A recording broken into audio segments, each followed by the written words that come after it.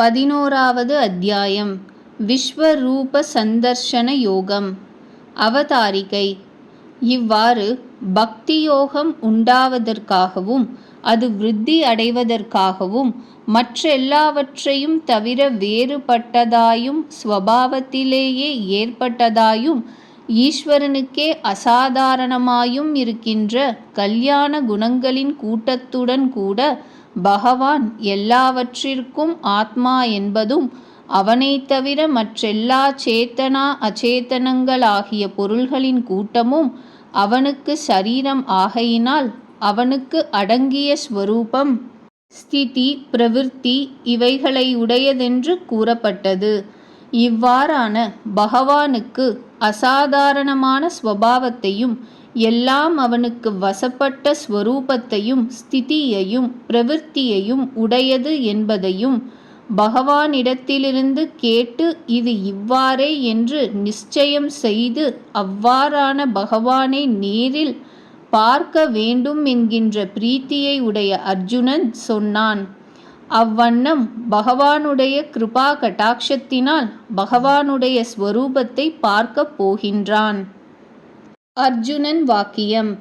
தேகமே ஆத்மாவென்று பிரமித்திருக்கின்ற அடியேன் விஷயத்தில் கிருபை செய்வதற்காகவே பரம ரகசியார்த்தமாகிய ஆத்மஸ்வரூபத்தை தேவரீர் அருளிச் செய்தது.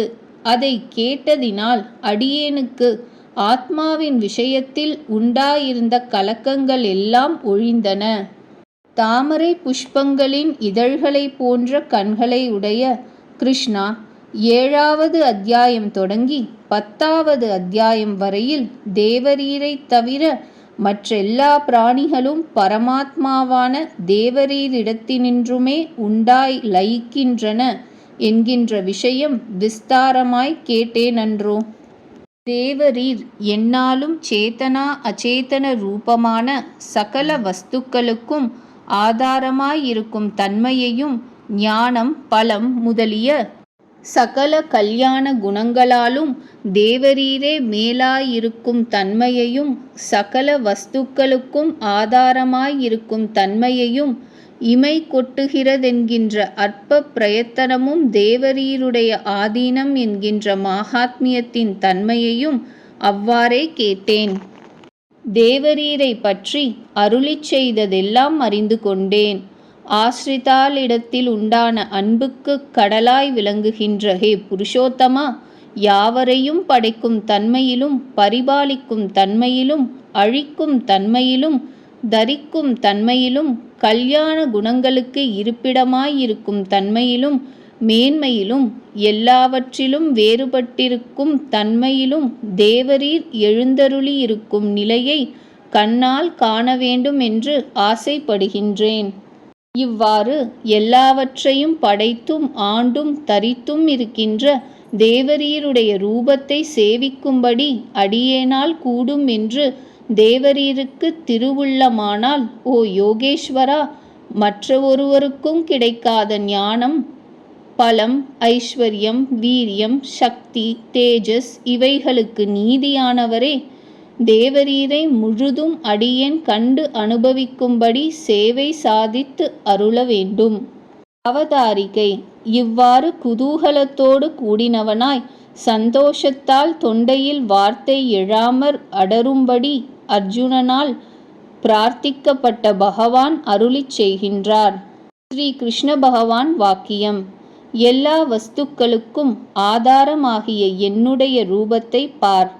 மேலும் 100களாகவும் 1000களாகவும் அநேக விதங்களாகவும் பிரகிருதி சம்பந்தம் இல்லாதவைகளாகவும் வெளுப்பு கருப்பு முதலிய அநேக வர்ணங்களை உடையவைகளாகவும் அநேக ஆகாரங்களையும் உடையவைகளாகவும் இருக்கின்றேன். அவைகளை பார். உட்கருத்து. 100களாகவும் 1000களாகவும் என்பதனால் பரம் வியூகம் விபவம் என்கின்ற பெயர்களினால் சேர்த்து சொல்லப்பட்ட எண்ணிறந்த பிரகிருதி சம்பந்தமில்லாத விக்கிரகங்களை உடையவனாக இருப்பது காட்டப்பட்டது. ஓ பரத வம்சத்தில் உதித்தவனே, துவாதசாதித்தர்களையும் அஷ்ட வசுக்களையும் ஏகாதச ருத்ரர்களையும் அஸ்வினி தேவர்களையும் சப்த மருத்துக்களையும் பார். அவ்வாறே அநேகங்களாயும் முன் பார்க்கப்படாதவைகளாயும் உள்ள ஆச்சரியங்களை பார். இந்திரியங்களுக்கு புலப்படாத வஸ்து சாஸ்திரத்தினால் அறியப்பட்ட போதிலும் அதில் நேராக பார்ப்பதினாலேயே தெரிந்து கொள்ளக்கூடிய விசேஷங்கள் அநேகம் இருக்கின்றனவென்று காட்டப்பட்டது.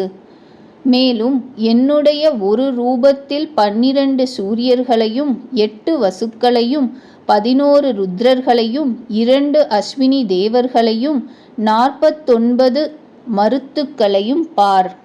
இது குறித்து காட்டுவதற்காக இந்த லோகத்தில் பிரத்யக்ஷத்தினால் பார்க்கப்பட்டவைகளும் சாஸ்திரங்களினால் அறியப்பட்ட வஸ்துக்களும் எவைகளோ அவை எல்லாவற்றையும் மற்றும் எல்லா லோகங்களிலும் எல்லா சாஸ்திரங்களிலும் அறியப்படாதவைகளாகிய அநேக ஆச்சரியங்களையும் பார்.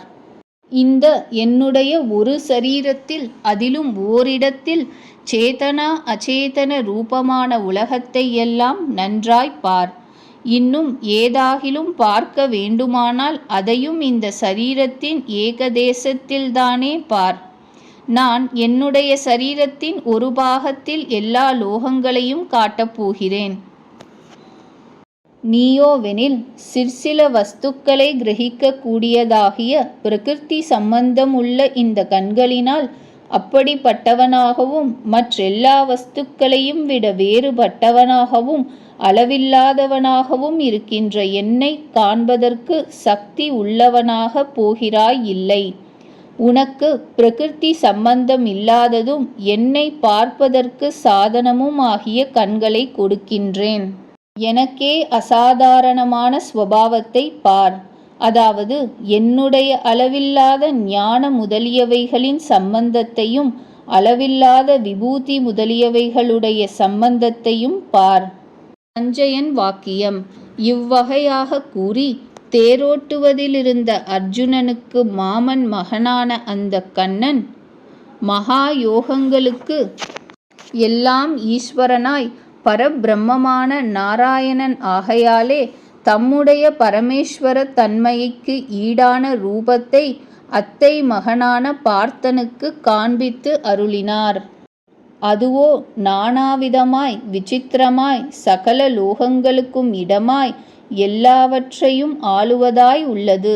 அதாவது அநேக முகங்களுக்கு கண்களும் உடையதும் அநேக அற்புதங்களை காட்டுவதும் அநேக திவ்யாபரணங்கள் உடையதும் திவ்யங்களான அநேக ஆயுதங்களை உடையதும் திவ்ய மாலைகளும் வஸ்திரங்களும் அணிந்ததும் திவ்ய கந்தம் பூசியதும் சகல ஆச்சரியமானதும் பிரகாசமானதும் முற்காலத்திலுள்ள சகல ஜகத்திற்கு மிடமாயிருத்தலால் தேசத்தாலாவது காலத்தாலாவது அளவிட போகாததும் எந்த திக்கிலும் முகங்களோடும் கூடியதுமாய் இருந்தது.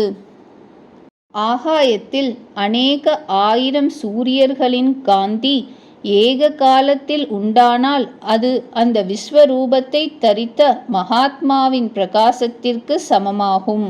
அப்பொழுது அளவில்லாத அகலமும் நிகலமும் உள்ளதாய் அனந்தமான திருத்தோள்கள் திருவயிறுகள் திருமுகங்கள் திருக்கண்களை உடையதாய் அளவற்ற ஒளியோடு கூடியதாய் அளவற்ற திவ்யாயுதங்கள் அணிந்ததாய் தனக்கு தக்கபடி அபரிமிதமான திவ்யாபரணங்களை உடையதாய் அற்புதமான திருமாலைகளும் திருப்பீதாம்பரங்களும் அணிந்ததாய் திவ்யமான சந்தனம் பூசியதாய் ஆனந்த ஆச்சரியமாயுள்ள அத்தேவ தேவனுடைய திவ்ய திருமேனியில் நானாவிதங்களாய் பிரிக்கப்பட்டு பிரம்மன் தொடங்கி அநேக விசித்திரங்களான தேவர் திரியக்கு மனுஷ்யர் தாவரங்கள் என்கின்ற புசிப்பவரின் தொகையாகவும் பூமி ஆகாயம் ஸ்வர்க்கம் பாத்தாளம் அதலம் விதலம் சுதலம் முதலிய போகஸ்தானங்களாகவும் புசிக்கும் பண்டங்களாகவும் புசிப்பதற்கு வேண்டும் கருவிகளாகவும் பலவாறாக பிரிக்கப்பட்டு பிரகிருதி புருஷ ரூபமாயுள்ள சகல லோகத்தையும் எங்கேயோ ஓரிடத்தில் இருப்பதாக அர்ஜுனன் பகவத் கடாட்சத்தால் அடைந்த திவ்ய நேத்திரங்களினாலே கண்டு சேவித்தான். பிறகு தனஞ்சயனானவன் மகா ஆச்சரியமுள்ள சகல லோகங்களையும் தமது திருமேனியில் ஓரிடத்தில் வைத்து அவைகளை ஏவுகின்றவராய் அதிக ஆச்சரியமான அளவிறந்த ஞானம் முதலிய கல்யாண குணங்களுக்கு இடமாயுள்ள பகவானை பார்த்து ஆச்சரியத்தோடு கூடியவனாய் திரேகத்தில் மயிர் கூச்செறியும்படி தடிபோல் விழுந்து சேவித்து கைகளை கூப்பிக்கொண்டு அடியில் கண்டவாறு விண்ணப்பம் செய்கின்றான். அர்ஜுனன் வாக்கியம். சுவாமின்னு, தேவரீருடைய திருமேனியில் சகலமான தேவர்களையும் மற்றும் உண்டான பிராணிகளின் கூட்டங்களையும் அண்டாதிபதியான சதுர்முக பிரம்மாவையும் அவ்வாறே அவருடைய இச்சானுவர்த்தியான சிவனையும் தேவ ரிஷிகள் தொடக்கமான எல்லா ரிஷிகளையும் வாசுகி தக்ஷகன் முதலான அநேகம் சர்ப்பங்களையும் காண்கின்றேன். அநேகம் கை கால் முதலிய கரணங்களுடன் கூடி அனந்த ரூபனாயுள்ள தேவரீரை எங்கும் பார்க்கின்றேன். ஹே விஸ்வேஸ்வரா, விஸ்வசரீரனாயிருக்கின்ற தேவரீருக்கு ஆதி இதுவென்றும் மத்தியம் இதுவென்றும் அந்தம் இதுவென்றும் தேவரீர் அளித்த இந்த திவ்ய நேத்திரங்களை கொண்டும் பார்க்க சக்தியற்றவனாயிருக்கின்றேன். மேலும் தேஜோ ராசியாய் எங்கும் ஒளி விடுகின்றவராய் எந்த புறத்திலும் பார்ப்பதற்கு கூடாதவராய் ஜொலிக்கின்ற சூரியன் அக்னி இவர்களுடைய காந்தியோடு கூடியவராய் அளவிட்டறிய கூடாதவராய் இருக்கும் தேவரீரை கிரீடம் கதை சக்கரம் இவைகளை தரித்தவராக சேவிக்கின்றேன். உபனிஷத்துகளில் அறிய வேண்டியதாக சொல்லப்பட்ட பரமான அக்ஷரம் தேவரீரே. இந்த ஜகத்திற்கு முக்கியமான ஆதாரமும் தேவரீரே. தேவரீர் எந்த ஸ்வரூபத்தோடு எவ்வித குணங்களோடும் எவ்வித விபவத்தோடும் கூடி இருக்கின்றதோ அவ்வாறே என்னாலும் இருக்கின்றது. நித்தியமான வைதீக தர்மங்களையெல்லாம் தேவரீரே இப்படி அவதாராதிகளை செய்து காப்பாற்றுகின்றீர். ஆதி மத்தியமம் அந்தம் அற்றவராய் ஞானம் பலம் வீரியம் முதலிய குணங்கள் பொருந்தியவராய் கணக்கில்லாத கை கால் கண் முதலிய அவயவங்களோடு கூடியவராய் சந்திரனைப் போல அடுத்தவரை குளிர நோக்கி சூரியனைப் போல் கடுத்தவரை கடுக்கின்ற திருக்கண்களை உடையவராய் பற்றி எரியும் காலாக்னி போல் சம்சாரத்திற்கேற்ற முகங்களோடு கூடியவராய் எல்லாம் தபிக்கின்ற தேவரீரை பார்க்கின்றேன். இவ்வாறு சர்வத்திற்கும் கர்த்தாவாயும் சர்வாதாரராயும் சர்வத்தையும் ஆள்பவராயும் சர்வத்தையும் அழிப்பவராயும் ஞானம் முதலிய அபாரமான குணங்களுக்கு கடலாகிய ஆதி மத்தியாந்தரகிதராயும் இருக்கின்ற தேவரீரை இப்படிப்பட்ட திருமேனியோடு கூடி இருப்பவராக தேவரீர் உபதேசித்தபடி கண்டு களிக்கின்றேன். மேலேயுள்ள ஆகாயம் கீழேயுள்ள பூமி இதற்கிடையிலுள்ள வெளிகள் இவைகளில் நிலைத்திருக்கின்ற எல்லா உலகங்களையும் தேவரீர் வியாபித்து கொண்டிருக்கின்றீர். அளவில்லாத நிகழம் விசாலம் இவைகளை உடையதாயும் மிகவும் ஆச்சரியமாயும் மிகவும் பயங்கரமாயும் இருக்கின்ற உம்முடைய இந்த ரூபத்தை பார்த்து யுத்தத்தை பார்க்க வேண்டும் என்கின்ற ஆசையினால் பிரம்மாதி தேவதைகள் அசுரர்கள் பித்ருக்கள் சித்தர்கள் கந்தர்வர்கள் யக்ஷர்கள் ராட்சசர்கள் இவர்களில் சிலர் பாண்டவர்களுக்கு அனுகூலராயும் சிலர் துரியோதனாதிகளுக்கு அனுகூலராயும் சிலர் மத்தியஸ்தர்களாயும் இருக்கின்றார்கள். இம்மூன்று வகை ஜனங்களும் பயப்பட்டார்கள். உட்கருத்து: ஞான கண்ணன்றியில் விஸ்வரூபத்தை பார்க்க கூடாதே. விஸ்வரூபத்தை பார்த்தாலன்றி பயப்பட காரணம் இல்லையே என்றாலோ அவர்களும் கண்ணுற்று பயம் கொண்டார்கள் என்பதை அர்ஜுனன் தெரிந்து கொள்ளும் பொருட்டு பகவான் அந்த மூன்று வகை ஜனங்களுக்கும் அர்ஜுனனுக்கும் தாம் ஞானக்கண் அளித்தவாறு அவர்களும் உற்று நோக்குவதற்கு ஞானக்கண் பிரசாதித்தருளினர். ஆகையால் அந்த மூன்று வகை ஜனங்களும் பயப்பட்டதாக அர்ஜுனன் உணர்வதற்கு காரணம் உண்டாயிற்று. உட்குறிப்பு: இந்த 20வது ஸ்லோகத்திற்கு ஸ்ரீ ராகவேந்திர சுவாமிகள் வேறு விதமாக அபிப்பிராயப்பட்டு பொருள் கொண்டனர். அதாவது, மூன்றுலகத்தில் உள்ளவர்களும் அச்சம் கொண்டனர் என்றால், மூன்று உலகத்தில் உள்ள பக்த சிரோன்மணிகள் பயமடைந்தார் என தாத்பரியம். அதாவது, ஈஸ்வரனிடத்தில் பிரீத்தி இல்லாத பக்தர்கள் அல்லாதவர்களுக்கும் காண்கின்ற யோக்கியதை இல்லாதபடியால் அவர்கள் பயப்பட காரணம் இல்லை.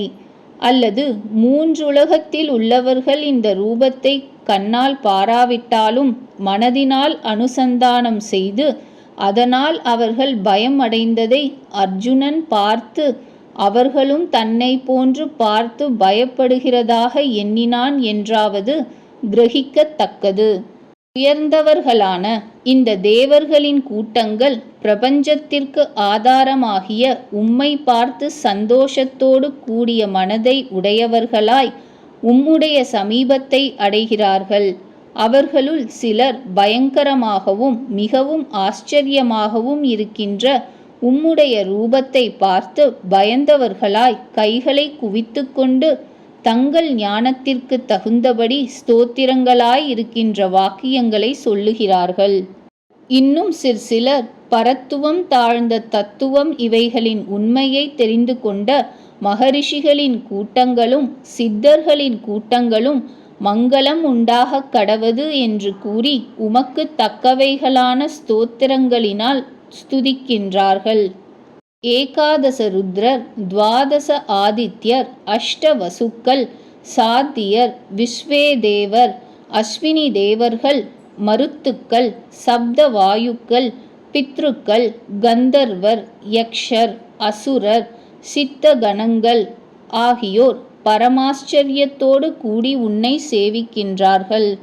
மேலும் அநேகம் கோரமான பற்களோடு கூடிய தேவரீருடைய ஸ்வரூபத்தை கண்டு முன் சொன்னவர்களும் அடியேனும் மிகவும் பயந்திருக்கின்றோம். பரமபதம் என்கின்ற பரமாகாசம் வரையில் வியாபித்து மகா பிரகாசமாய் அநேக வர்ணங்களுடன் கூடி திறந்த வாய்களோடும் விசாலமான நேத்திரங்களோடும் கூடி பயங்கரமாய் இருக்கின்ற ஓ விஷ்ணுவே, தேவரீரை பார்த்து அடியேன் கொஞ்சமும் தரிக்கில்லேன். மனம் பதறுகிறது, புலன்கள் கலங்குகின்றன. பிரளய கால அக்னி போல் எல்லாவற்றையும் நாசம் செய்யும்படி கோரமாயிருக்கின்ற நும் திருமுகங்களை பார்த்து அடியேனுக்கு திக்கு தெரியவில்லை. சுகம் சிறிதும் உண்டாகவில்லை. உலகத்திற்கெல்லாம் இருப்பிடமாய் பிரம்மாதி தேவர்களுக்கெல்லாம் ஈசனாகிய ஓ பகவானே, அடியேனிடத்தில் கிருபை செய்து அருள வேண்டும் என்றால் அடியேன் தரிக்கும்படி கடாட்சிக்க வேண்டும். அவதாரிகை பிராணிகளின் இருப்பு தரிப்பு முதலியவெல்லாம் தம் ஆதீனம் என்று காட்டுவதற்காக எம்பெருமான் துரியோதனன் படையில் ராஜவேஷம் பூண்ட அசுர படைகளையெல்லாம் ஒழித்து பூமியின் பாரத்தை தாமே தீர்க்கப் போகிறதென்கின்ற தம்முடைய திரு உள்ளத்தை அர்ஜுனனுக்கு காட்டி அருளினார். அவனும் எம்பெருமானுடைய படைக்கும் தன்மை முதலிய ஈஸ்வர தன்மையெல்லாம் பார்த்து அந்த பகவானிடத்தில் தானே இனி அழியப் போகின்ற துரியோதனாதிகள் மடியும் விதத்தையும் கண்டவனாய் சொல்லத் தொடங்கினான்.